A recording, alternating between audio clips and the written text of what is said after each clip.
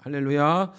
자, 오늘 하나님 말씀 바로 우리가 주제는 원대로 주시니라 라는 요한복음 6장에 있는 말씀으로 주제를 잡았어요. 하나님께서 어떻게 주신다고요? 원대로 주신대요. 근데 에베소서 3장 20절에 보면 하나님은 우리의 간구보다 더 크게 주시는 줄 믿습니다. 내가 원하는 게 어느 정도인지는 모르겠지만 하나님은 항상 내가 원하는 것보다 더 큰 것으로 우리 가운데 은혜를 베푸시는 분인 줄 믿습니다. 저희 교회 오늘 아주 오래간만에 대구에서 있던 제가 봤을 때는 그 당시에는 고등학생이었어요. 고3 때였는데 고3짜리 청년이 지금 세브네스 병원 치과 전문의가 돼서 찾아왔어요. 제가 이제 대구에 다음 주에 가는 그 통합주 교회인데 그 장로님 아드님이에요. 언제 만나냐면 고등학교 3학년 때 이제 수의사를 자꾸 보내 떨어져요. 근데 제가 이제 하나님께 성령께서 저한테 주시는 감동이 얘는 지금 개를 고치래가 아니고 사람을 고치래인데 자꾸 왜 쟤는 개를 고친다고 저럴까? 그래서 야, 너는 왜 자꾸 개나 고양이를 고치려고 그러니? 그랬더니 의사가 되고 싶은데 실력이 없대요. 근데 너 기도 열심히 해서 너의 길을 하나님께 한번 맡겨보자. 하나님은 너한테 그냥 개 고치는 정도가 아니라 사람을 치료하는 사람이 되기를 원하셔. 아멘. 근데 여러분 재수, 삼수까지 재수했었죠. 2번을 수의사를 떨어진 애가 여러분 의대를 들어갔어요. 할렐루야. 대구에 있는 아주 통합적인 큰 아주 목회가 잘 되고 있는 교회 장로님 아드님인데 어떻게 왔니? 그랬더니 이제 저희 교회를 다니러 왔대요. 그래서 왜? 그랬더니 용인에 세브네스 병원이 생겼는데 글로 발령을 받았대요. 그래서 가깝게 있길래 목사님 기도하러 왔어요라고 왔더라고요. 참 그러고 보면 여러분 그 아이의 소원은 뭐였냐면 수의사가 되는 거였어요. 내 실력으로는 의대는 못 갈 것 같은데 수의사라도 돼야지라고 말하지만 하나님은 원대로 주실 뿐만 아니라 어떻게 주신다고요? 더 크게 주시는 분인 줄 믿으셔야 돼요. 여러분 어떻게 하나님을 믿느냐는 참 중요해요. 내가 하나님을 믿는 것만큼 사실은 우리가 믿는 것 같지만 사실은 하나님이 나를 믿으시는 거예요. 저와 여러분을 하나님이 믿지 않으셨으면 자기 살과 피를 다 내주실 리가 없어요. 아무것도 나한테 기대하는 게 없는데 아무것도 나를 믿지 않는데 자기의 살과 피를 다 내주실 만한 사람은 없거든요. 나에게는 믿음이 없는 것 같은데 성경에 이 믿음이란 단어가 어떻게 쓰임받는 데가 있냐면 믿부시니 이렇게 쓰임받는 단어가 있어요. 들어보셨죠? 하나님은 믿부시니 그러는데 그게 국어사전으로 보면 믿어운, 믿었다 이런 뜻인데 원어로 보게 되어지면 원문 성경으로 보면 피스토스라는 단어를 써요. 피스토스가 바로 뭐냐면 믿음이에요. 그러니까 믿음은 사실은 내가 갖는 게 아니라 믿음 자체가 바로 하나님이세요. 할렐루야. 하나님이 저와 여러분을 믿으셔서 하나님을 내어준 거지요. 그래서 우리는 사순절을 통해서 그 사랑을 또 확인하고 있고 또 확인하고 있는 줄 믿습니다. 그러니까 여러분이 여러분 자신을 보면 믿을 만한 게 작을 수 있어요. 환경을 보면 믿을 만한 게 작을 수 있어요.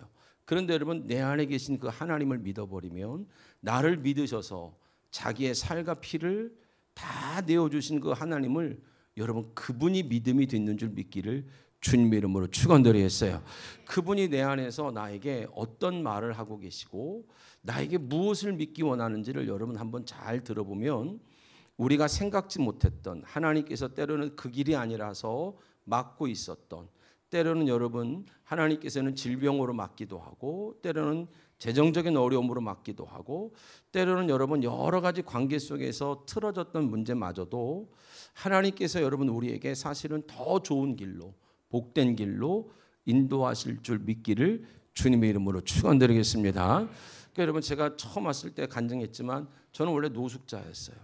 28, 29, 30살 때가 3년 2개월 동안 여러분 제가 가진 총 자산이 얼마 있냐면 1,350원.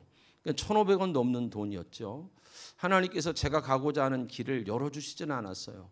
다 막으셔서 빚잔치라는 걸 3번 하고 나니까 아무것도 없는 빈털터리가 돼서 잠실에 살던 아이가 이제 수원이라는 곳까지 쭉 사람들을 피하여 도망하다가 기름 보일러실에서 기름통 8개가 있는 기름 보일러실에서 3년을 넘게 이제 삶을 살아내죠. 근데 여러분 그때 생각했던 게 그거예요. 저는 계산을 해봤어요. 야, 내 인생 속에 과연 얼마씩 모아야 부자가 될 수 있을까? 근데 여러분 아무리 모으려고 해도 제가 있는 곳은 지금 동탄인데요. 동탄에 있는 교회, 이 아파트들이 10년이 넘은 아파트를 살려고 해도 조금 이렇게 괜찮은 평수를 들어가려면 10억이 넘어요. 그 SRT역 근처 가면 30억이 넘어요. 안 놀래는구나. 그럼 무슨 일들이 있으셨길래, 어떻게 살아오셨길래, 아니 무슨 얘기를 해야 놀라는 거예요? 안 놀래는구나. 아무리 여러분 모아보려고 해도요, 그렇게 모아서는 불가능하다는 걸 알았어요.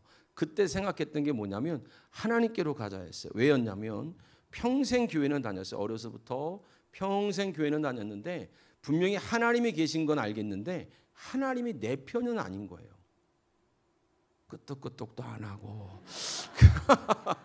그러니까 여러분 제 인생 속에는 하나님은 내 편은 아니었던 거예요. 다른 사람은 응답을 받아요. 같이 기도하러 오면 집사님들은 눈만 감으면 응답이래요. 그럼 나는 눈 감아도 응답이 뭔지 모르겠고 하나님은 그렇다고 내 인생만 다 피해 가시는 것 같고 도대체 왜 나한테만 이러시지? 왜 나한테만 이렇게 야박하시지? 왜 나한테만 이렇게 혹독하시지? 라는 여러분 이 세월을 굉장히 오랫동안 살았어요. 굉장히 많이 원망도 했죠. 부모님을 원망도 하고 나는 왜 이런 집에서 태어났지? 아니 나는 왜 이렇게 시작해야 되지? 항상 왜라는 단어가 제 앞에 붙었어요. 근데 여러분 그때 결단했던 게 교회로 가자 했어요. 어디로 가자고요? 교회로 가자고요. 교회로 가자. 왜 그러냐면 하나님이 진짜 내 인생을 피하신다면, 하나님이 나한테 없다면 내가 굳이 이렇게 교회를 끝까지 다녀야 될 이유가 있을까? 이제 여기서부터 출발을 한 거예요. 근데 여러분 성도가 많고 사람들이 많은 곳을 갔겠어요? 사람들이 없는 곳을 갔겠어요? 그렇죠. 없는 곳을 가는 거예요. 왜요? 왜? 예? 없는 곳을 가야 나를 존귀 여길 거 아니에요. 성도가 아무도 없는 목사님을 만나면 그 목사님이 나밖에 없잖아요. 나밖에. 근데 한 1000명 있는 데 가 있으면 내가 보여요? 안 보여요? 안 보이죠. 그래서 아무도 없는 곳을 찾아다니는 거예요. 그러니까 여러분 믿음이 하나도 없는 청년이 그 교회를 봤는데 그 교회 성도가 없게끔 생겼더라고.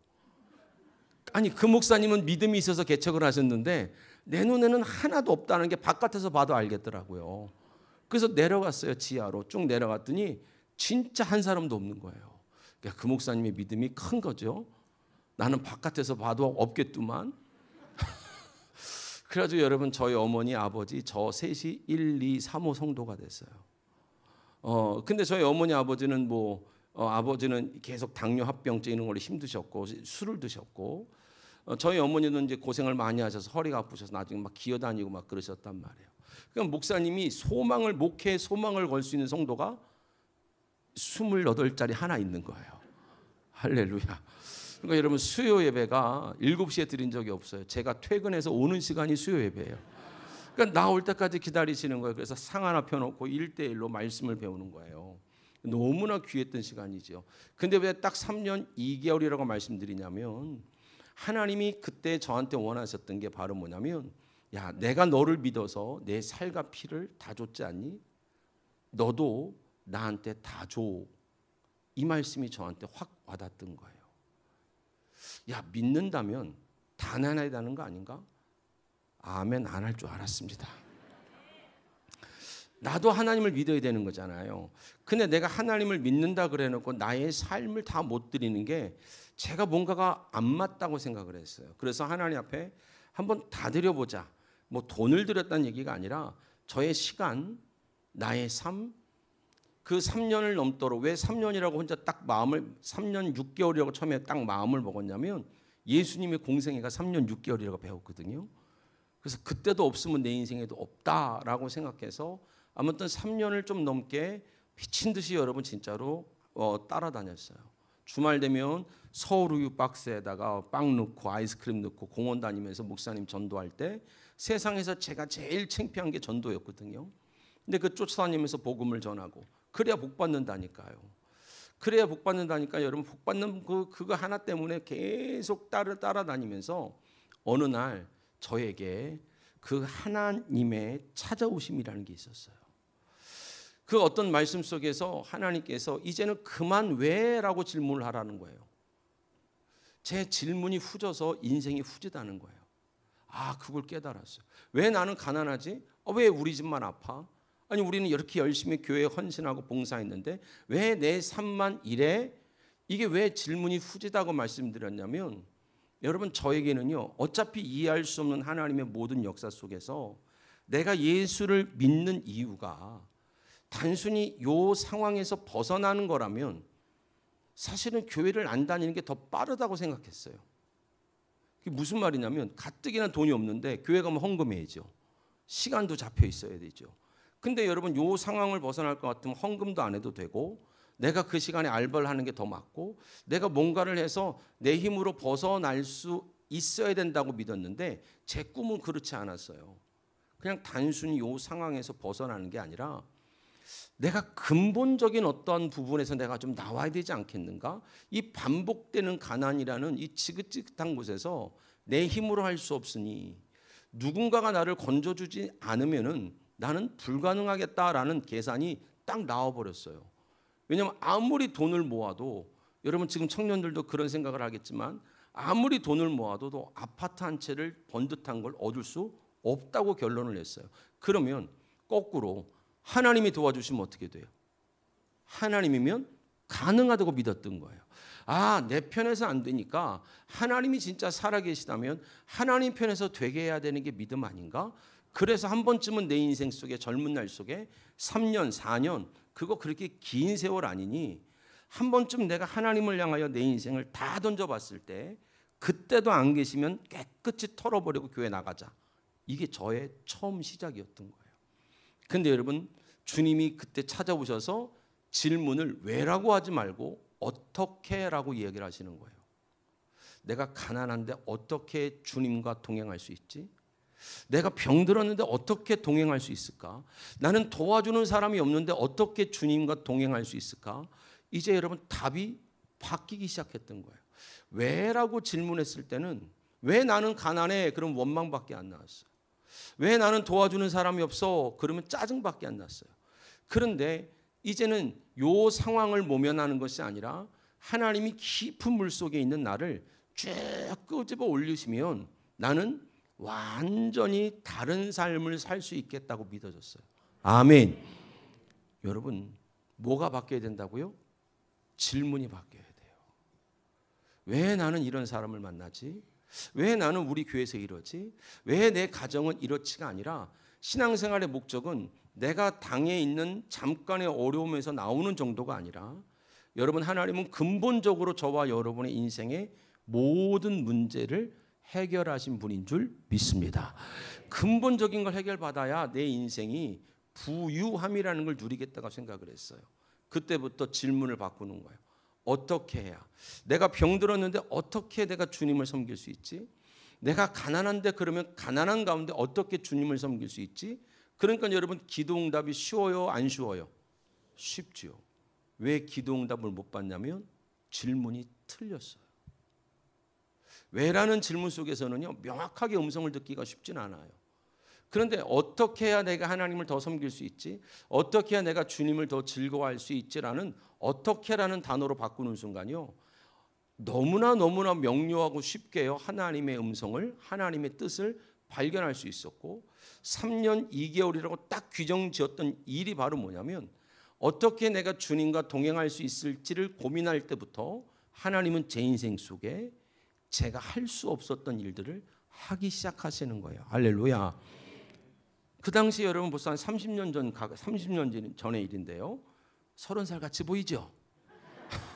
어디 가도 아직도 30대라고 얘기를 해요. 우리 교회에서만 그러는 게 아니라 다 그래요. 그게 벌써 여러분 어느덧 30년 가까운 세월이에요. 그런데 여러분 진짜 놀라운 것은 3년 2개월 만에 그 당시에 여러분 1억 2천짜리 28평짜리 빌라를 현찰로 살 수 있는 안 놀라는구나. 도대체 어떤 풍파를 맞고 오셨길래 무슨 얘기를 해야 이렇게 놀래야 되는 거예요? 예? 얼마인지 몰랐다고요? 예. 그러니까 여러분 제 인생 속에 방 한 칸이 한 번도 없어봤거든요. 늘 여러분 힘든 삶을 살았는데 제 인생에 여러분 딱 3년 2개월 만에 하나님이 저를 근본적인 가난이라는 부분에서 나를 끄집어낸 시작이에요. 그냥 단순히 집이 있었던 게 아니라 그 집을 뛰어넘어서 하나님은 지금 저한테 목회를 26년, 27년 차 하고 있는데요. 그 긴 세월 속에 또 27살 같지요. 그렇지.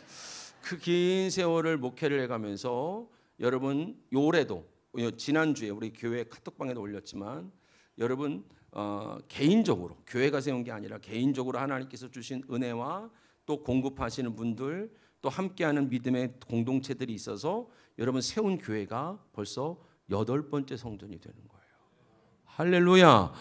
근데 여러분 하나님께서 그 모든 일 속에서 재정적으로 여러분 힘이 들거나 그것 때문에 시험이 들거나 그것 때문에 여러분 못하겠다는 생각을 한 번도 안 해볼 정도로 진짜 여러분 아무것도 없었고 진짜 여러분 쥔거락은 2손밖에 없었고 나밖에 안 믿었던 저 그리고 여러분 그 당시에는 진짜 여러분 길바닥에서 누가 웃으면 때렸어요. 그렇게 안 보여요?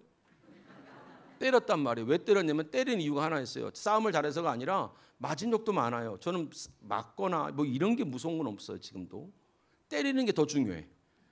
때렸어요. 왜 때렸냐면 이 세상에 뭐 그렇게 좋은 게 있어서 웃냐고.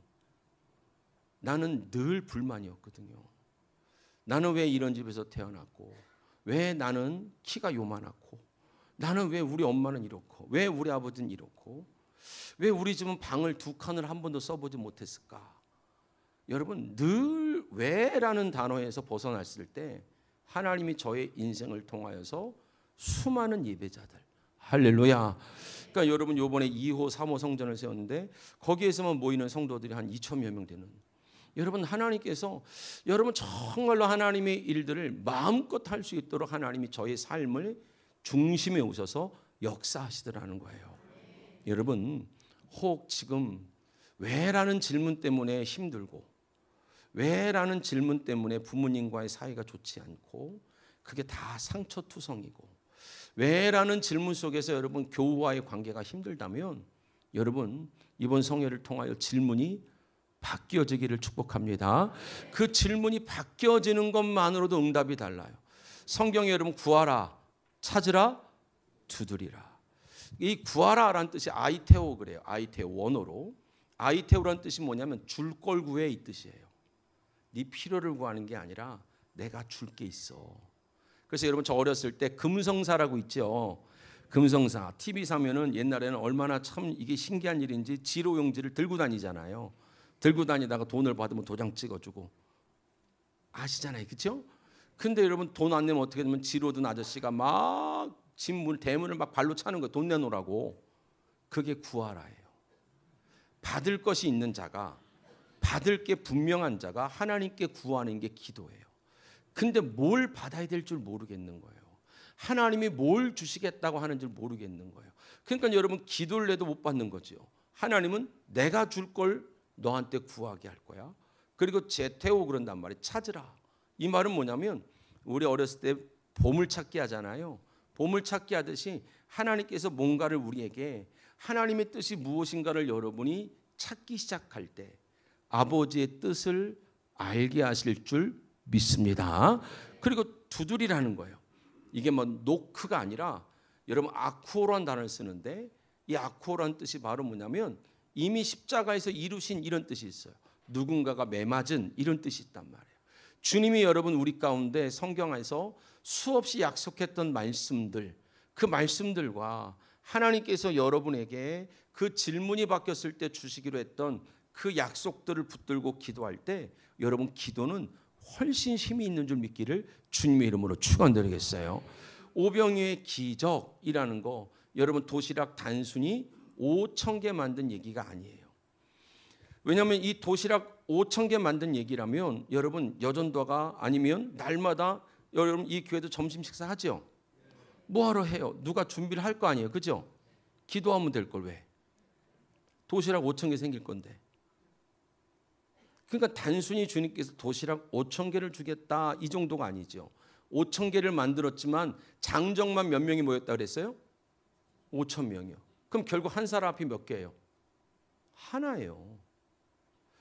오병이요. 그래서 5천 개 도시락해서 와 하지만 결국 여러분 그 기적밖에 못 봤던 사람들에게는 결국은 여러분 도시락은 몇 개밖에 안 돌아가요. 하나밖에 안 돌아가요. 그런데 다른 응답을 받는 사람들이 생긴 거예요.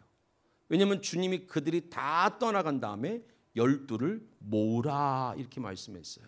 자, 요한복음 6장 같이 한번 봅시다. 자, 요한복음 6장 자 12절과 13절 같이 한번 읽어보실까요? 12절과 13절입니다. 시작. 그들이 배부른 후에 예수께서 제자들에게 이르시되 남은 조각을 거두고 버리는 것이 없게 하라 하심으로 이에 거두니 보리떡 5개로 먹고 남은 조각이 12바구니에 찼더라. 아멘. 자, 5천 개의 도시락 속에서 아이 겨우 이거야? 그렇게 소문만 요란하더니 만든 건 5천 개가 맞는데 내 몫은 몇 개였던 거예요? 하나잖아요. 그러니까 그것이 여러분 보리떡과 물고기였단 말이에요. 별거 아니었어요. 어린아이 소자 도시락이었다고요. 별거 아닌 도시락이니까 그걸 내버려 두고 간 사람도 있어요. 그런데 주님은 이 기적 속에서 한 무리가 훅 나간 다음에 나머지를 모으라라고 말해요. 근데 여러분 그 모였던 사람들이 12인데 그 12은 도시락 하나예요? 광줄이에요? 광주리를 받더라는 거예요. 여러분 똑같은 역사 속에 내 목 하나 가져가는 사람이 있고 내 목도 못 챙기는 사람이 있고 똑같은 일 속에서 여러분 12개의 광주리로 거두는 은혜가 있기를 주님의 이름으로 축원드리겠습니다. 주님은 똑같은 현장에 똑같이 기도한 거예요. 똑같이 예배드린 거예요. 누군가는 겨우 이거야 하고 내버려 두고 가고 누군가는 겨우 자기 몫을 가지고 가는 사람이 있고 주님이 모으라 했더니 그들이 거두었다. 보리떡 5개로 먹고 남은 조각이 몇이더라? 12이더라. 할렐루야. 자, 그러면 이번 성회에 여러분 내목할 거예요? 광주를 가져갈 거예요? 그렇죠.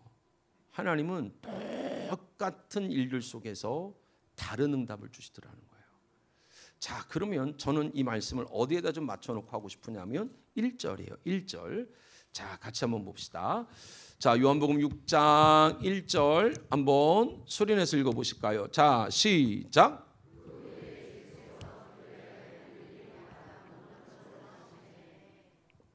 할렐루야. 제일 중요한 게 그 후에요. 그 후에라는 것은 뭔가 원인이 있었고 그것 때문에 지금 이 기적이 일어난 거예요. 그래서 그 후에 예수께서 디베레 갈릴리 바다 어디로요? 건너편으로 가셨다. 분명히 예수님께서 바다를 건넜어요. 바다를 건너서 어디로 갔냐면 누가복음 볼까요? 19장 10절 한번 찾아보실까요? 누가복음 19장 10절. 자, 누가복음 19장 10절 한번 찾아서 자, 누가복음 9장 10절이요. 죄송해요. 9장 10절. 그죠? 오래간만에 또 성경책 넘겼는데 다른 분 불러주고 그죠? 누가복음 9장 10절 읽어봅시다. 시작. 사도들이 돌아와 자기들이 행한 모든 것을 예수께 여쭈니 데리고 따로 어디로 가요? 벳세다라는 고을로 떠나가셨으나 그러니까 주님이 바다를 건너서 주님께서 아까 요한복음에는 디베레 바다를 건너 바다 건너편으로 가셨다. 똑같은 사건을 누가복음에는 그 바다 건너편에 어떤 마을이라고 말해요? 벳세다. 그러니까 벳세다라는 광야가 있었어요. 마을이기도 하지만 광야예요.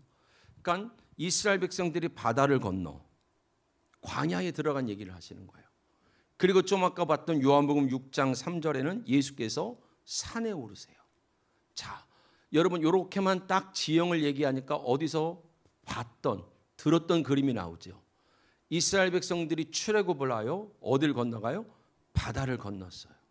홍해라는 바다를 건너서 광야를 지나 여러분 시내산이라는 산에 올라간 모습을 예수님이 지금 똑같이 뭐 하는 거냐면 재현하고 계시는 거예요. 모세는 여러분 이스라엘 백성들에게 만나라는 일들을 통해서 그들에게 하나님의 뜻을 알려주고 싶었는데 만나라는 뜻이 뭔지 아십니까? 혹시? 출애굽기 여러분 6장에 보면 만나의 뜻이 나오는데 만나가 뭐냐면 영어로 What is this예요. 이게 뭐야 이거예요. 분명히 은혜를 받는 것 같은데 이게 뭐야? 아니 우리 집에 애들은 이게 뭐야? 아니 우리 남편은 이게 뭐야? 모세에게 속았던 사람들은 위에서 하늘에서 양식이 내리는데 하늘에서 뭔가가 오는데 이게 뭔지를 몰랐다는 거예요. 근데 그걸 몰라서 그들은 여러분 가나안 땅에 들어갈 수가 없었어요. 근데 주님은 그 장면을 똑같이 연출하시면서 바다를 건너 벳세다의 광야 가운데 어디 올라가셨더라? 산에 올라가셔서 모세는 만나를 줬다면 예수님은 지금 떡을 주시는 장면으로 이 장면을 딱 매치시키는 거예요. 자, 그러면 우리가 들어갈 수 없었던 가나안, 내 힘으로 이룰 수 없었던 삶의 행복, 여러분 내 노력으로 가꿀 수 없었던 가정의 회복. 근데 여러분 주님께서 우리가 할 수 없었던 일을 모세에게 속았던 자들이 맨날 이게 뭐야? 우리 집은 맨날 이게 뭐야? 맨날 왜 싸워? 우리 애들은 맨날 이게 뭐야? 아니 우리 남편은 맨날 이게 뭐야? 아니 우리 교회는 맨날 이게 뭐야? 라고 아무것도 못 알아듣던 자들에게 주님께서는 이게 뭐야? 라고 나가 떨어졌던 이스라엘 백성들에게 다시 똑같은 장면을 연출시키시면서 이제는 진짜 이게 뭐야가 아니라 여러분 진짜 부유한, 영적으로도 부유하고 건강이 회복되어지고 여러분 가정이 회복되어지고 자녀들에게도 여러분 진짜 그 부유함이 회복되는 그 은혜를 주기 원하시는 줄 믿기를 주님의 이름으로 축원드렸어요. 그래서 주님이 광야의 이름을 벳세다라고 얘기를 하는 거예요. 왜 벳세다라고 얘기했냐면 여러분 이 벳세다 광야는 어디에 등장을 잘하냐면 성경을 보면 복음서는 딱 기준이 되는 복음서가 있어요. 그게 바로 뭐냐면 마가복음이라는 거예요. 여러분 재밌는 것은 마가라는 사람은요 예수님께 배우지 않았습니다. 마가는 여러분 그의 어머니가 마리아예요. 그 마지막 유월절을 지켰던 그 엄마. 그러니까 여러분 베드로와 요한, 그러니까 주의 종을 통해서 예수를 만났어요. 너무 좋은 거죠. 내가 만난 예수가. 그래서 자기 아들한테 이 예수를 전해주고 싶은데 이 아들은 예수를 자꾸 모른다 해요. 그러니까 여러분 그 자기의 살림집의 2층을 마지막 유월절을 내주는 집으로 내어준 그 마가의 그 어머니가 마리아예요. 마가복음 14장에는 여러분 마가를 뭐라 기록하냐면 예수를 잡으러 올 때에 그가 빨개 벗고 혼이불로 자기를 두르고 도망갔다 그래요. 근데 여러분 그 아들이 한 10년 만에 마가복음을 쓰는 거예요. 근데 그 마가복음을 쓸 정도의 여러분 가장 큰 역사가 바로 뭐였냐면 마가는 실제로 예수를 통해서 이 복음서를 쓴 게 아니라 모든 하나님의 말씀을 누구한테 배우냐면 역사적으로 베드로한테 배워요. 누구한테 배워요? 베드로. 그래서 베드로전서 5장 13절에 보면 베드로가 내 아들 마가라고 얘기해요. 사랑하는 성도 여러분, 하나님의 말씀을 여러분이 주의 종도를 통해서 여러분 잘 알아듣고 면밀히 배우는 은혜가 있기를 축복합니다. 그것만으로도 여러분 충분한 은혜의 시대를 살고 있는 거예요. 여러분이 다른 신령한 것 다 좋지요. 근데 여러분 성경이 기초가 되지 않으면 신령한 것이 여러분 자기 생각일 때가 훨씬 많아요. 이게 뭐야 했던 그 가나안 땅에 들어가지 못했던 자들에게 주님이 결정적으로 자기 살과 피를 도시락으로 설명하면서 내 살과 피를 먹으라로 이 이야기가 끝나잖아요. 사랑하는 성도 여러분, 결국에는 예수님께서 이스라엘 백성들의 실패된 역사를 다시 기억하게 하고 이제 실패가 아니라 진짜 영적인 가나안, 진짜 영적인 축복이 여러분에게 현실이 되기를 주님의 이름으로 축원드리겠습니다. 그냥 여러분 그런 얘기가 있을까? 진짜 저런 경우가 있을까라고 생각했던 그 일이 우리의 생각보다 더 크게 역사하실 하나님, 나를 믿기에 모든 것을 내어주신 그 하나님을 여러분 다 받아들임으로 말미암아 여러분의 삶에도 이게 뭐야 라던 내 인생 속이 예수로 풍요롭고 여러분 예수로 나눠줄 수 있고 예수로 회복되기를 주님의 이름으로 축원드렸어요. 그래서 주님이 광야에서 이 이야기를 하시는데 그 광야 이름이 혹시 좀 아까 뭐라 그랬어요? 벳세다. 마가복음의 이 마가는 성경을 쓸 때 마가복음 1장에서 8장, 8장에서 10장, 11장에서 16장까지를 나눠요. 자, 1장에서부터 여러분 8장 중반전까지는 뭐냐면 이 세상에서 많은 기적으로 사람들을 불러내는 거예요. 여러분 교회를 다니면서 기적도 체험해야 되잖아요. 그죠? 병치료도 받고, 저는 개인적으로 21일 동안 죽었던 사람이에요. 병원에서 포기해서 여러분 더 이상 살 소망이 없다라는 사람이었죠. 저는 여러분 천공 환자란 말이에요. 그래서 여러분 더 이상 살 소망이 없는 자인데도 하나님이 고치시니까 고쳐지는 줄 믿습니다. 그러니까 제 인생을 보면 기적이 없으면 여기까지 올 수가 없었어요. 정말로 모든 삶이 하나님의 기적이었어요. 그런데 중요한 건 신앙생활의 목적지는 기적이 되면 안 돼요. 기적은 매우 유익하고 나에게 도움이 되는데 근본적으로 내 인생이 부유케 되는 방법은 예수가 자기를 다 내어주신 그 살과 피를 먹고 마시기를 주님의 이름으로 축원드리겠어요. 결국엔 그거밖에 없더라고요. 결국에는. 그래서 여러분 벳세다라는 곳에서 주님이 이제 예수를 기적 때문에 따라왔던 자들과 다른 차원의 인생으로 끌고 갈 자들을 구별해요. 그래서 벳세다에서 어떤 일을 하시냐면 소경에 눈을 뜨게 하세요. 뭘 뜨게 하신다고요? 눈을 뜨게 해요. 그래서 여러분 마가복음 8장과 마가복음 10장이 나뉘는데 10장에도 소경에 눈을 뜨게 해요. 그 바로 우리가 잘 아는 바디메오. 여리고에서 바디메오의 눈을 뜨게 하고 벳세다에서 소경의 눈을 뜨게 해요. 주님이 우리한테 뭘 말씀하시냐면 이제 우리에게 주님께서 우리에게 선물처럼 준비한 그 인생 속으로 걸어가는 가장 중요한 포인트가 바로 뭐냐면 영적으로 눈이 떠지기를 주님의 이름으로 축원드리겠어요. 영적으로 눈이 떠져야 되는 거예요. 영적으로 눈이 떠지지 않으면 그 길을 갈 수가 없다라는 거예요. 영적으로 눈이 떠지지 않으면 그 예루살렘 승리의 장소까지 들어갈 수가 없더라는 거예요. 그래서 여러분 기적 때문에 교회를 왔는데 기적도 체험해야 되고 제 인생도 기적으로 설명할 수밖에 없지만 결국엔 여러분 기적을 통해서 뛰어넘어서 영적으로 뭐가 떠져야 된다고요? 눈이 떠져야 되는 거예요. 주님이 기뻐하는 걸 볼 수 있어야 되고 여러분 주님이 원하시는 걸 들을 수 있어야 되고 할렐루야. 결국은 여러분 영적인 눈이 떠져야 다음 단계가 오더라고요. 도시락이 전부인 줄 알았던 인생이 있고 이게 뭐야 하고 돌아간 인생이 있고 그 다음 단계에 진짜 여러분 12광주리를 넘어서 예수 자체를 선물로 받은 인생이 있는 거예요. 저와 여러분이요 어쩌면 정체돼 있고 뭔가가 지금 오랫동안 기도해도 안 된다는 것은 하나님이 다음 단계로 넘어가기 원하는데 그 다음 단계가 뭐가 떠져야 된다고요? 눈이 떠지기를 주님의 이름으로 축원드렸어요. 또 눈이 떠진다니까 뭐 환상 봤었고 이런 게 아니고 아멘. 눈이 떠진다는 건 가치관이 바뀌는 거예요. 뭐가 바뀌어요? 가치관이요. 인생은 가치관이 바뀌면 만남이 바뀌어요. 가치관이 바뀌면 여러분 고르는 게 바뀌어요. 가치관이 바뀌면 삶의 의미가 바뀐단 말이에요. 근데 그 가치관을 바꿔주는 하나님의 역사가 바로 말씀이에요. 여러분 우리가 신앙생활 속에 이 부분이 매우 중요해요.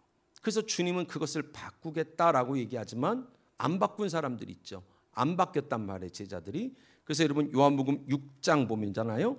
그러니까 못 알아들으니까 다시 17절 가보세요. 자, 17절. 자, 같이 한번 읽어볼까요? 자, 시작. 배를 타고 바다를 건너 어디로 가요? 가버나움으로 갔대요. 자, 가버나움은요 예수님의 사역 속에 가장 많이 기적이 일어난 곳이에요. 백부장의 하인이 중풍병에서 치료되고 베드로의 장모의 열병이 치유되고 여러분 정말로 많은 요한복음에 보면 왕의 신하의 하인이 죽었다가 살기도 하고 이게 전부 가버나움이에요. 위로의 집 이런 뜻이에요.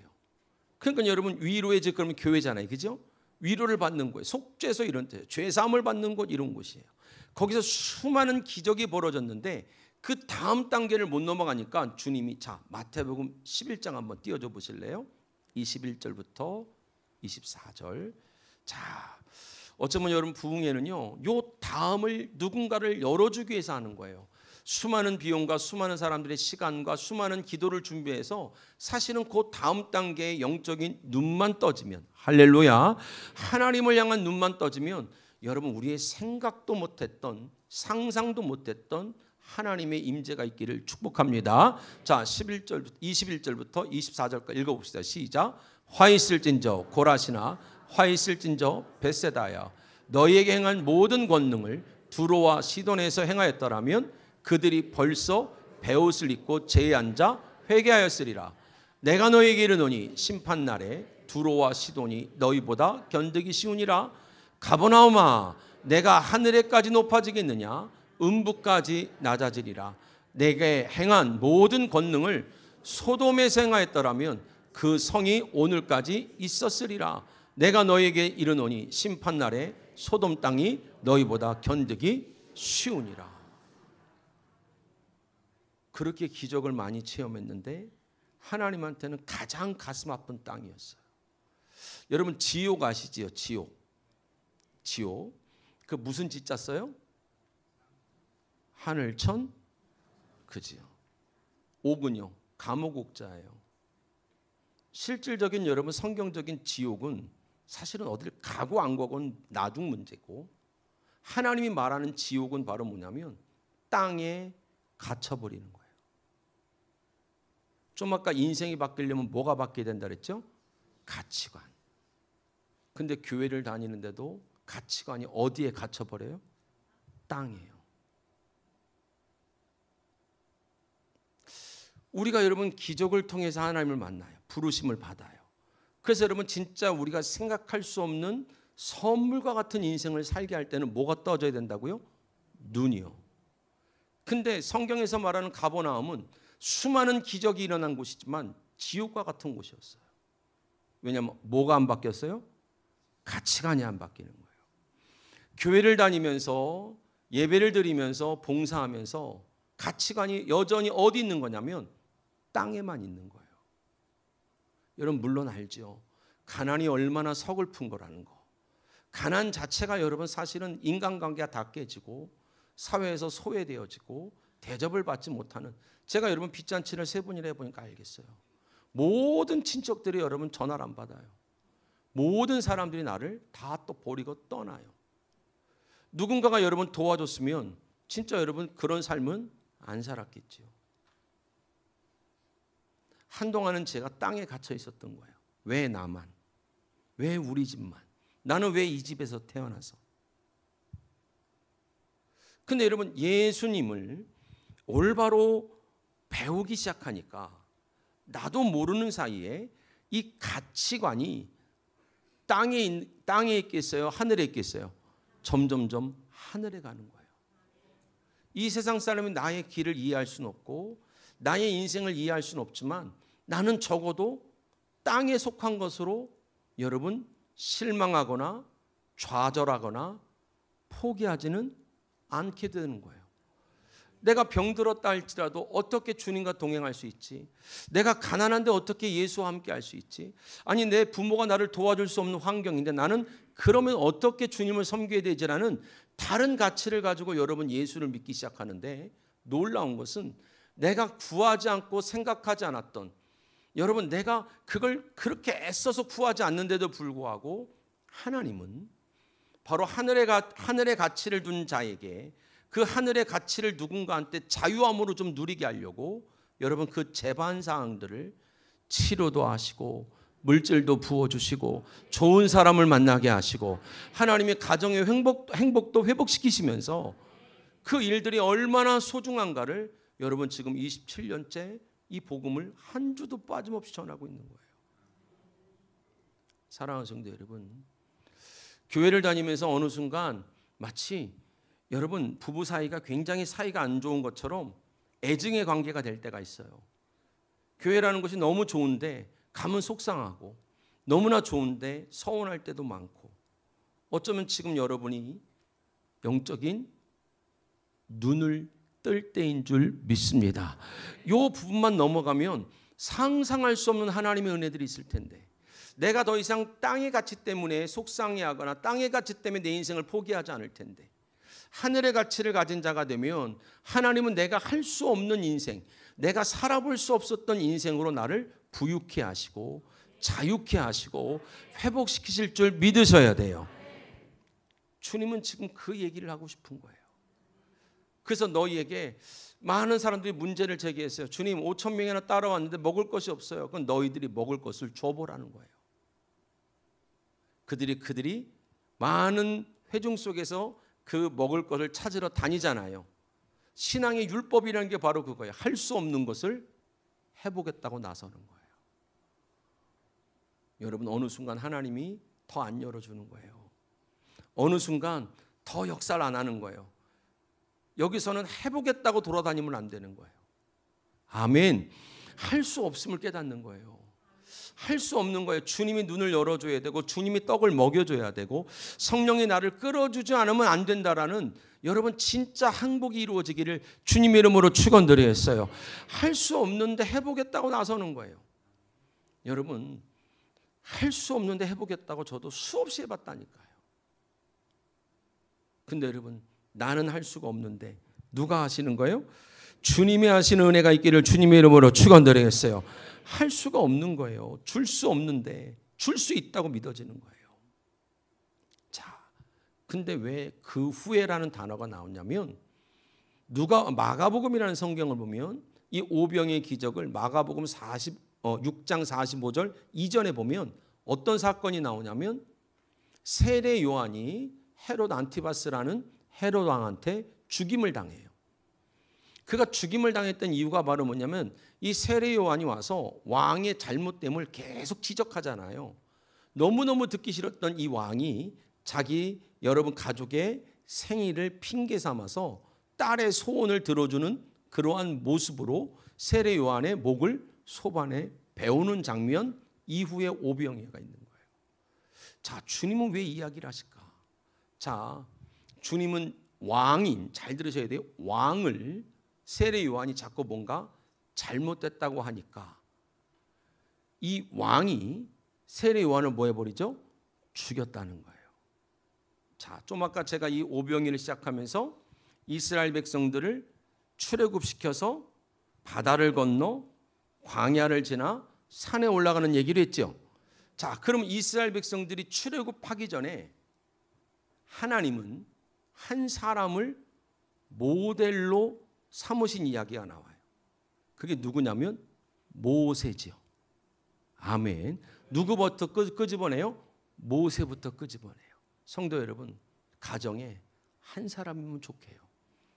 전부가 아니어도 좋아요.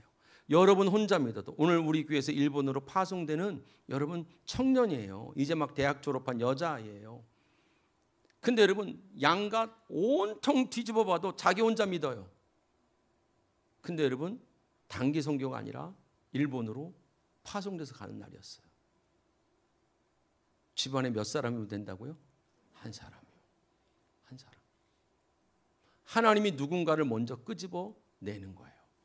그래서 그 진짜 끄집어진 자가 가서 나머지를 끄집어 나오는 거예요. 여러분 한 사람이 오늘 제대로 은혜 받아서 여러분의 가정에 출애굽되어야 되는 정말로 이룰 수 없는 굉장히 오랫동안 430년 동안 매여 있었던 재정의 문제, 질병의 문제, 가족 간의 문제, 여러분 거기서 다 나오기를 주님의 이름으로 축원드렸어요. 그래서 다른 차원의 인생을 들어가 보자는 거예요. 그래서 한 사람이 바로 누구였냐면 모세였어요. 여러분 모세는 바로의 뭐였죠? 아들이잖아요. 그렇죠? 바로의 공주의 아들이니까 그는 조금만 있으면 시간만 있으면 뭐가 돼요? 왕이 되는 거예요. 성경적인 개념에서는 왕의 아들은 곧 왕이라고 보는 거예요. 하나님이 그 왕을 끄집어내는 거예요. 누굴 끄집어낸다고요? 왕을, 모세라는 왕을 끄집어내는 거예요. 끄집어내서 여러분 그를 출애굽시킨 다음에 모세를 다시 어디로 들여보내요? 애굽으로 들여보내잖아요. 그렇죠? 애굽에. 그럼 여러분 모세가 애굽에 들어가서 제일 먼저 만난 대상이 누군지 혹시 아십니까? 이런 여러분 군중들이겠어요? 아니면 그 왕가겠어요? 왕가죠. 자기 형제들을 만났다고요. 아버지랑. 잘 들어보셔야 돼요. 그 당시 애굽에 있는 모든 왕은 몇 대가 지나도 다 바로라고 불러요. 왕의 아들은 뭐라고 불렸냐면 전부 모세예요. 전부 뭐라고요? 모세예요. 애굽의 왕자만 만화를 봤어도 알아요. 그 당시에 왕자를 전부 모세라고 불렀다는 거예요. 그러면 모세가 먼저 나와서 누굴 끄집어내는 얘기예요? 모세를 끄집어내는 거예요. 왕이라는 건 통치하고 다스리는 거잖아요. 여러분이 또 다른 차원의 자유를 누려서 여러분 중독의 영에 다스림 받고 있고 가난에 다스림 받고 있고 질병에 다스림 받고 있는 누군가를 건져 내오게 될 줄 믿으셔야 돼요. 할렐루야. 여러분이 지금 질병 때문에 아프다는 건, 질병 때문에 힘든 세월을 산다는 건 여러분을 통하여 질병 때문에 예수를 믿어야 될 자가 있기 때문이고, 여러분이 지금 가난 때문에 힘들다는 것은 단순히 나만 이 가난에서 벗어나는 게 아니라 지금도 이런 물질 때문에 너무나 힘든 세월 속에 있는 자들을 건져오게 하시려고, 할렐루야, 저와 여러분을 먼저 앞세워서 가난하게 하시고, 먼저 앞세워서 질병 속에 두시고, 먼저 앞세워서 자녀 때문에 울게 하시고, 먼저 앞세워서 여러분 부모와 힘들게 만드시는 거예요. 여러분은 누구보다도 좋은 간증을 가질 자가 될 줄 믿으셔야 돼. 아시겠죠? 여러분은 누구보다도 그 사람을 위로할 수 있는 자라는 거예요. 여러분이 가난해 봤기 때문에 가난한 사람을 위로할 수 있고, 병들어 봤기 때문에 병든 사람을 위로할 수 있고, 여러분이 가족끼리 힘들어 봤기 때문에 가족의 파탄을 맞은 집들을 향하여서 정죄하지 않고 그 일이 얼마나 발버둥치고 가정을 지키고 싶었는지를 진짜 여러분이 아니면 위로할 수가 없어서, 하나님은 저와 여러분에게 누군가의 잘못 때문에, 누군가의 선택 때문에 내가 지금 이 인생을 사는 것이 아니라, 하나님은 저와 여러분을 먼저 이 삶을 지금 살게 하는 줄 믿으셔야 돼요. 그래서 왜라는 질문이 아니라 어떻게로 바꾸셔야 돼요. 그래서 여러분이 정말로 다른 차원의 은혜를 받아서 똑같이 여러분이 갈마동에, 이 대전 정역에, 아니면 여러분이 살고 있는 모든 만남 속에 어쩌면 여러분과 비슷한 아픔을 가진 사람들이 만날 거예요. 여러분이 그들에게 복음의 실제가 되기를 주님의 이름으로 축원드렸어요. 여러분의 인생은 이 고생으로 끝나지 않을 거라는 거예요. 하나님이 여러분만큼 복음을 전하기에 좋은 상대가 없었던 거예요. 여러분을 보내서 모세를 끄집어 낼 겁니다. 모세였던 여러분을 보내서 다시 모세를 건져내올 거란 말이죠. 아멘. 그래서 여러분, 전도는 여러분 그냥 숫자를 안 치는 게 아니라 진짜 누군가가 그 사람에게 가서 진짜 위로가 될 때, 여러분 진짜 예수를 만나는 축복의 통로로, 여러분이 아팠던 세월, 때로는 여러분 물질 때문에 쫓겨다녔던 세월, 때로는 가족 때문에 여러분 정말로 감정 때문에 너무나 죽을 것 같았던 그 세월이 여러분 가장 귀한 복음의 통로가 될 줄 믿으시기를 주님의 이름으로 축원드렸어요. 그래서 여러분 고린도후서 11장 30절에 보면 사도 바울은 내가 부득이하게 나의 약함을 자랑한대요. 이 부득이라는 단어가 헬라어로 메이 그래요. 그 뜻이 뭐냐면 영어로는 must예요. 꼭, 반드시. 예수를 믿는 사람은 약하게 될 날이 누구에게나 있다라는 거예요. 사도 바울 또한 그렇게 복음을 잘 알고 영적이었고 누가 봐도 대단한 사람인데 그 약한 세월을 살게 하시는 거예요.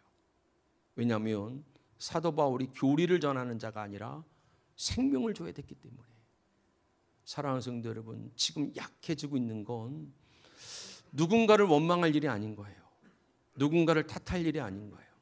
모든 예수를 믿는 사람들은 반드시 이 약한 길을 걸어가는 거예요. 이 약함 속에서 누구의 강함을 자랑할 거예요? 하나님의 강함을 자랑하는 자가 되기를 주님의 이름으로 축원드렸어요. 그래서 여러분, 주님은 왕을 광야로 끌어냈던 거예요. 자 보세요. 왕한테는 다른 게 연단이 아니에요. 어디로 끄집어낸 게 연단이에요? 궁중에 있던 자가 어디 나온 게?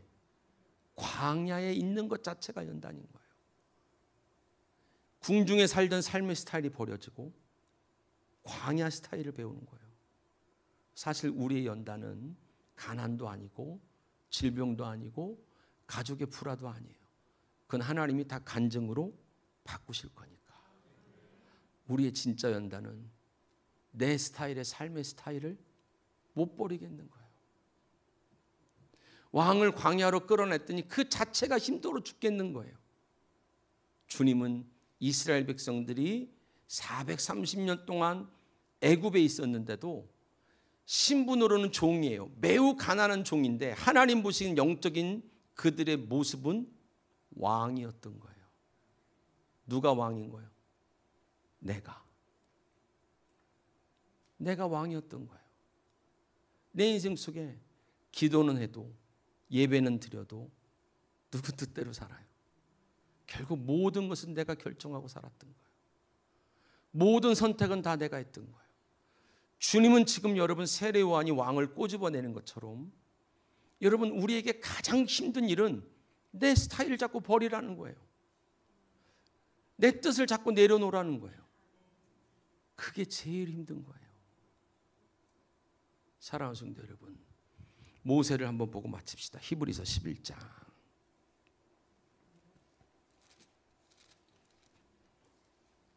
23절.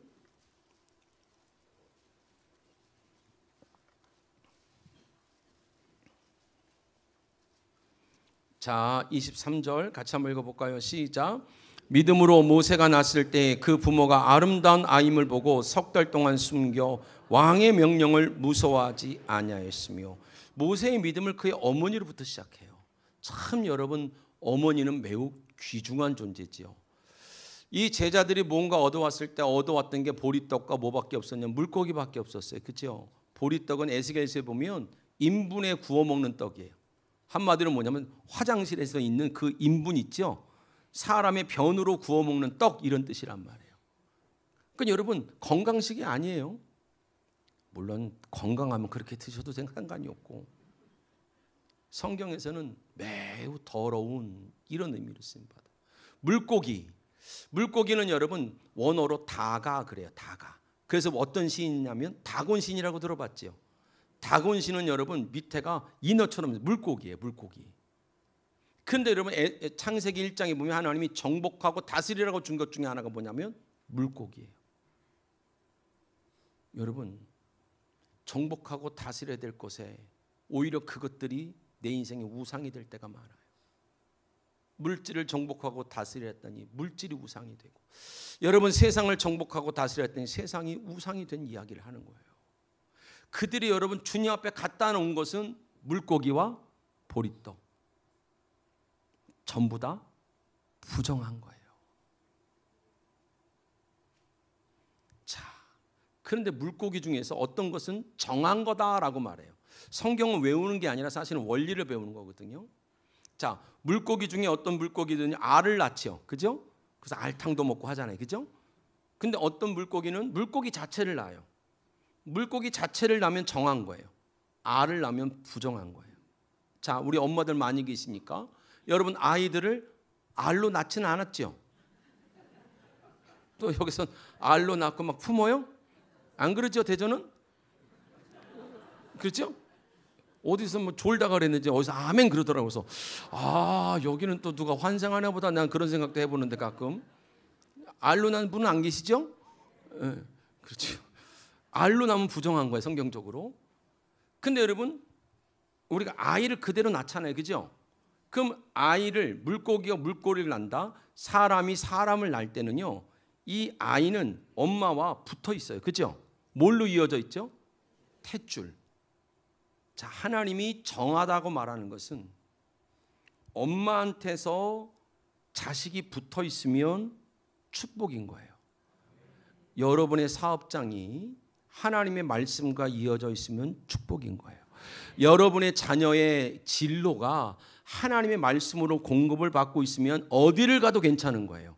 근데 여러분, 아무리 유명한 여러분 의사가 되고 아무리 유명한 법관이 되고 아무리 유명한 사람이 돼도 하나님과 끊어져 있으면 기뻐하실 리가 없어요. 이해가 되시죠? 여러분, 그들이 주 앞에 갖다 놓은 것은 부정한 것밖에 없었어요. 근데 여러분, 주님께서 이 모세의 태어남 자체를 믿음이라고 말하고 그걸 알아보는 자가 있었는데 그게 누구였어요? 엄마였어요. 여러분, 특별히 엄마와 자식은 이 탯줄로 묶여 있어서요, 뗄래야 뗄 수가 없어요. 아멘을 하기 싫은 거요? 이놈의 새끼 때문에 내가 묶여 있다고? 그러지 말고. 어찌됐든 여러분, 그놈의 새끼가 돌아오면 좋잖아요, 그죠? 그죠? 그렇게 속썩여도 그놈이 있으면 좋은 거예요. 할렐루야. 그런 거 아니에요. 다 애 키우는 게 다 그렇지. 여러분 봐봐요. 하나님께서 누군가의 믿음으로부터 출발했다는 거예요. 자, 오늘 여러분이 기도 제목 첫 번째로는 하나님, 나에게, 우리 자녀에게 하나님의 믿음을 보게 하소서. 하나님, 우리 자녀를 통한 지금 그 아이들의 연약함을 보는 게 아니라, 주님, 이 아이들을 이렇게 방황하게도 하고 힘들게도 하면서 이 아이들을 누군가의 위로로 보내신다면 하나님, 제가 그 믿음을 보게 하옵소서. 왜 이게 중요하냐면, 모세가 몇 살 됐을 때 여러분 이스라엘 백성들을 건져내냐면 80이요. 그럼 이 엄마는 몇 년 기다린 거예요? 80년. 할렐루야. 자, 예수님을 이 땅을 구원하시려고 보냈어요. 성인으로 보냈어요? 갓난아이로 보냈어요? 갓난아이. 그럼 예수님의 공생애는 30살 때부터 했단 말이에요. 몇 년을 기다렸던 거예요? 30년. 하나님의 역사는 여러분, 때가 돼서 오늘 이번 성회에 지금 여러분 눈을 수술받아야 되신 분이 계시는 것 같아요.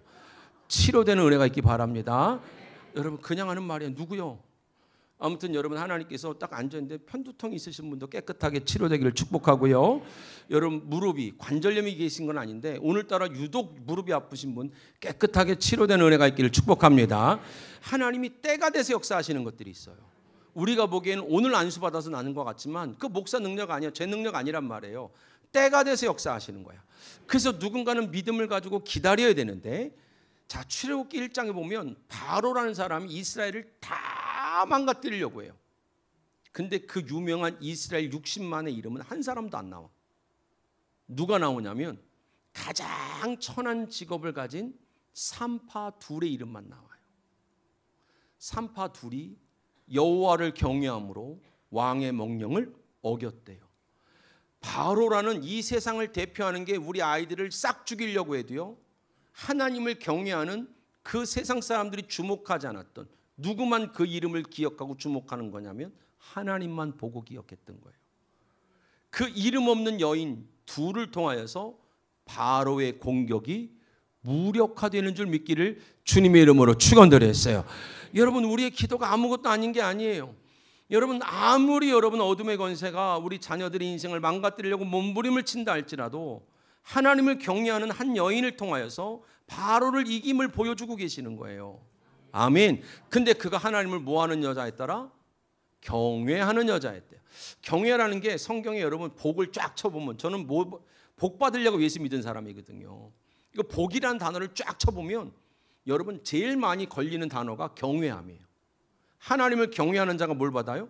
복을 받아요. 근데 경외라는 단어가 어떤 뜻이냐면 탁월함.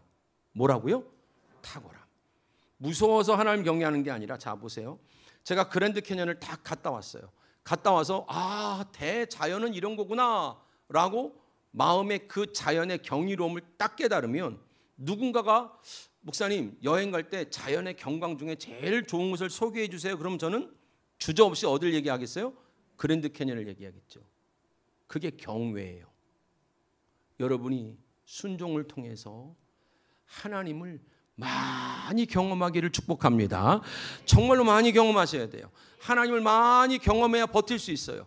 많이 경험하셔야 돼요. 그 많이 경험하면서 그랜드 캐년, 자연이라면 그랜드 캐년이라는 기준이 나도 모르게 내 안에 세워지는 거예요. 여러분이 신앙생활에서 많은 일들을 응답받아야 되는 이유는 나도 모르게 하나님의 기준이 우리 안에 분명히 세워지기를 주님의 이름으로 축원드렸어요. 그때부터는 여러분이 응답을 받으려고 몸부림치지 않아도 나의 선택 자체가, 나의 삶 자체가 내 안에 새겨져 있는 기준 때문에 저절로 누구를 경외하는 자? 하나님을 경외하는 자의 삶이 되기를 주님의 이름으로 축원드렸어요. 무서워서 순종하는 게 아니라는 거예요. 여러분, 순종에 은혜가 붙기를 기쁨이 있기를 주님의 이름으로 축원드리겠습니다. 그게 많이 새겨지면 여러분은 신명기 28장에 있는 것처럼 엎어져도 복을 받고 자빠져도 복을 받는 거예요. 아멘. 성도들이 하나님을 많이 경험을 못해서 이 기준이 분명하지가 않은 거예요. 그러면서 그 왕을 끄집어내서 24절에 보니까 믿음으로 모세는 장성하여 바로의 공주의 아들이라 칭함받기를 뭐 했다 그러냐면 거절하고.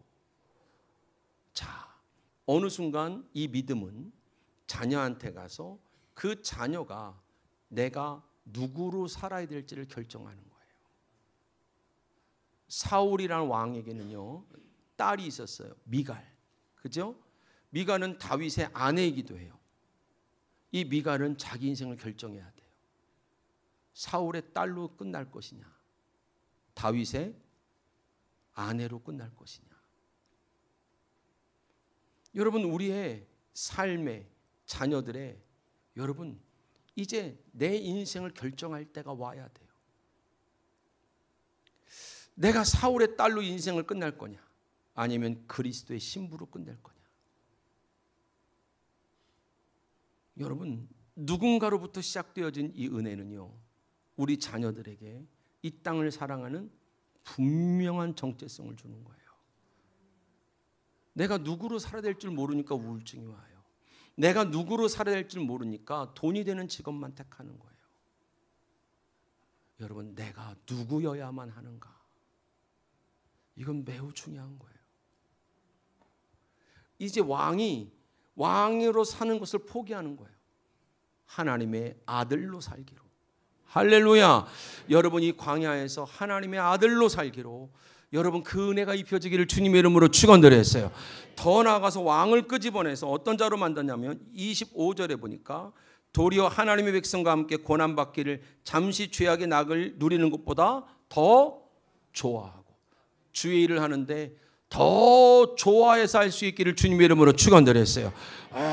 억지로 주의 일들이 되는 게 아니라 정말로 내가 찬양하는 것이, 예배를 드리는 것이, 하나님을 따라가는 것이 더 좋아서 따라갈 단계가 되면 여러분은 이미 그 가나안 땅에 들어갈 수밖에 없는 자인 줄 믿으셔야 돼. 할렐루야. 더 좋아서 와야 되는 교회가 돼야 되는 거예요. 더 좋아서 선택해야 되는 주의 길이 돼야 되고, 더 좋아서 내가 믿음 생활이 되어지기를 주님의 이름으로 축원드렸어요. 그 다음에 어떤 은혜를 주냐면, 자 26절 같이 한번 읽어볼까요? 시작. 그리스도를 위하여 받는 수모를 애굽의 모든 보화보다 더 큰 재물로 여겼으니 이는 상 주심을 바라봄이니라. 아멘. 더 큰 가치가 생기기를 주님의 이름으로 축원드리겠습니다. 돈이면 전부일 줄 알았던 인생 속에 돈보다 더 귀한 게 생겼어요. 자 10장 가볼게요. 히브리서 10장 33절 34절. 자 34절 35절 34절 35절 같이 한번 읽어봅시다. 33절 34절로 읽어볼게요. 자 시작. 혹은 비방과 환난으로서 많은 사람에게 구경거리가 되고 혹은 이런 형편에 있는 자들과 사귀는 자가 되었으니 너희는 갇힌 자를 동정하고 너희 소유를 빼앗기는 것도 기쁘게 당한 것은 더 낫고 영구한 소유가 있는 줄 알미니라. 아멘. 여러분, 물질을 뺏긴다 할지라도 지키고 싶은 게 생기는 거예요. 하나님의 통치와 다스림, 하나님의 나라됨을 뺏기지 않는. 아무리 여러분 이 세상이 우리를 속이고 때로는 세상 사람들이 우리가 가는 길을 이해하지 못한다 할지라도 여러분 이제 지키고 싶은 게 생긴 거예요. 물질을 지키고 싶어서 예수를 믿었는데 이제는 하나님의 다스림과 통치를 뺏기고 싶지가 않은 거예요. 더 나은 가치. 하나님은 왕을 끄집어내시는 거예요. 저와 여러분이 내가 왕으로 살았던 세월 속에서 하나님은 우리를 여기까지 오게 하셨어요. 근데 이 모든 일이 가능케 되는 것은 예수가 자기 살과 피를 먹고 마시라는 거예요. 그 말씀이 어느덧 내 안에서 나의 왕됨을 포기하게 만들고 그 말씀으로 수많은 하나님을 경험하여 분명한 기준이 생기고 그 말씀이 내게 더 좋아하는 것들이 있게 만들고 여러분 그 말씀이 거절할 것들을 내가 과연 누구여야 되는지를 알게 하고, 여러분 그 말씀이 더 이상 뺏기지 말아야 되는 더 소중한 것들이 있는 자로 만들어 가시겠다라는 겁니다. 말씀을 마칩시다. 진짜 오병이어는 도시락 5,000개가 아니라 여러분 상상할 수 없는 하나님이 저와 여러분을 통하여 이루실 하나님의 나라입니다. 지금은 왜 이렇게 힘든지 모를 수 있어요. 하나님을 다 이해할 수 없어요. 그래도 매주 강단에서 선포되는 그 말씀을 부지런히 먹고 부지런히 성령의 인도를 받으시기 바랍니다. 어느덧 이 말씀을 내가 살고 있음을, 어느덧 내가 이 말씀대로 걸어가고 있음을 또한 여러분이 누군가를 향하여 같이 그 길을 가보자고 여러분이 진짜 위로자가 돼서 건져오는 큰 역사가 있기를 주님의 이름으로 축원드리겠습니다.